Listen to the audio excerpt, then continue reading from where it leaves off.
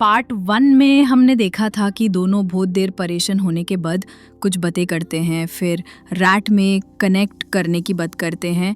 इसके बाद scene cut होके हमें बेकी को दिखाया जाता है जो डिनर के बाद डिलन को कॉल लगाती है अपने माइंड से बिना रिचार्ज के। दोनों ढेर सारी बातें करते हैं और एक दूसरे को और अच्छे से जानते हैं। दोनों टेलीपैथी एबिलिटी से एक दूसरे को घर देखते हैं और अपने पास्ट एक्सपीरियंसेस शेयर करते हैं। बेकी कहती है उसे अभी भी याद है जब डिलन पहली बार जेल गया था, मगर तब उसे लगा था कि शायद ही कुछ नाइटमेयर हैं। फिर दोनों अपने बचपन के हुए हादसे के बारे में बात करते हैं जहां आइस स्लेडिंग से गिर के बेकी को 20 टक लगे थे। फिर शॉक्ड होते हैं कि दोनों के ये पावर बचपन से ही थी और अनजाने में दोनों एक दूसरे के अप्स एंड डाउन्स में एक साथ थे। पर तब उन्हें ये समझ नहीं आ रहा था कि जिस इंसान की विजन उन्हें आ रही है वो एक रियल पर्सन की है। फिर बाद में दोनों एक दूसरे से कनेक्ट करेंगे बोल के उनके हिडन्स वाली वाईफाई को डिस्कनेक्ट कर देते हैं।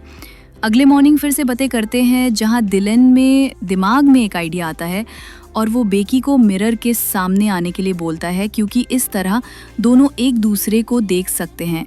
थोड़ा हिचकिचाने के बाद बेकी मान जाती है और मिरर के सामने खारी हो जाती है और अब डिलन फाइनली बेकी को देख सकता था और उसके होश उड़ जाते हैं। एक कहता है कि तुम काफ़ी सुंदर हो। बेकी भी डिलन को मिरर के सामने आने के लिए कहता है और उससे भी उसकी फेस काफ़ी अच्छी लगती है। अब इस तरह दोनों को दूसरे में एक अच्छा दोस्त मिल गया था जिससे वो अपना बातें शेयर कर सकते हैं। अब दोनों हर रोज एक दूसरे से बातें करने लगते हैं जहां दूसरे लोग उन्हें देखकर पागल समझते हैं क्योंकि उन्हें लगता है कि वो लोग अपने आप से बात कर रहे हैं। और धीरे धीरे फिब भी नोटिस करता है कि बेकी उससे थोड़ी दूरियां बनाने लगी है और थोड़ी अजीब बिहेव कर रही है। एक बार जब डिलन एक बार में गया होता है तब वहाँ उसे एक लड़की दिखती है और बेकी भी उसे देखती है। वो डिलन को उसे डेट पे जाने के लिए पूछने के लिए कहती है, मगर डिलन थोड़ा हेजिटेट करता है। कुछ देर बाद वो लड़की उसके पास आती है जहाँ डिलन उससे डेट के लिए पूछता है और वो लड़की जिसका नाम डोना होता है वो तुरंत डेट के लिए मान जाती है।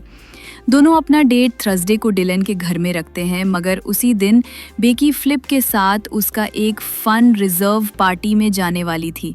वो डिलन को रिक्वेस्ट करती है डेट किसी और दिन रखने में लिए, लेकिन वो मना कर देता है और कहता है ये उसका डेट है और वो अकेले ही जाएगा। यहाँ सीन कट होकर थर्सडे के नाइट दिखाई जाती है और हम बेकी को फन रिजर्व पार्टी में देखते हैं जहाँ एक बुढ़ा आदमी उसके साथ फ्लर्ट कर रहा। तभी उसके साथ एक हादसा होता है जहाँ बारबी डिसेस बनाते टाइम अचानक उसमें आग लग जाती है और बेकी भी ये देख पाती है। वो अचानक से वाइन की ग्लास फेंक के आग आग चिल्लाने लगती है जिससे पार्टी में मौजूद सभी लोग डर जाते हैं। कुछ देर बाद उसे एहसास होता है कि उसने क्या काम किया है, जबकि फ्लिप ने उसे पार्टी में आने से पहले उसे बार-बार समझाया था कि पार्टी में कैसे बिहेव करना है। वो सबसे सॉरी कहती है और खुद को साफ करने के लिए वॉशरूम में जाती है। इस तरफ डेले आग को बुझाकर अपने रूम में आता है और बेकी से लड़ने लगता है और कहता है कि तुम्हारे वजह से मेरी डेट खराब हुई है, तुम प्लीज यहाँ से चले जाओ। बेकी कहती मैं नहीं जाऊंगी अब। डेले खुद को थप्पड़ मारने लगता है जिससे बेकी को भी ये फील होता है। तभी डोना उसके रूम में आ जाती है और वो डेले को अपने आप थप्पड़ मारते हुए देख लेती है।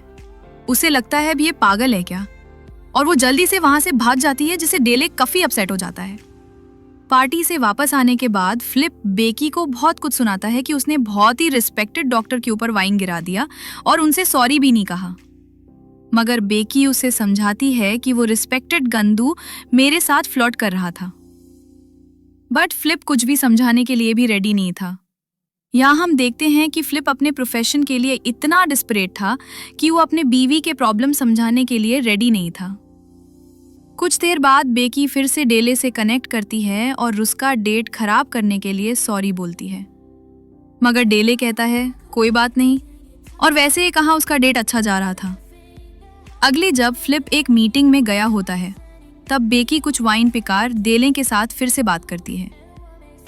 दोनों अपने फैमिली के बारे में बातें करते हैं जहां बेकी कहती है कि वो अपने फैमिली से काफ़ी डरती थी और डेले को उसके माँ और बारे भाई छोड़ के उसे दूर रहने के लिए चले गए थे। दोनों काफ़ी इमोशनल हो जाते हैं।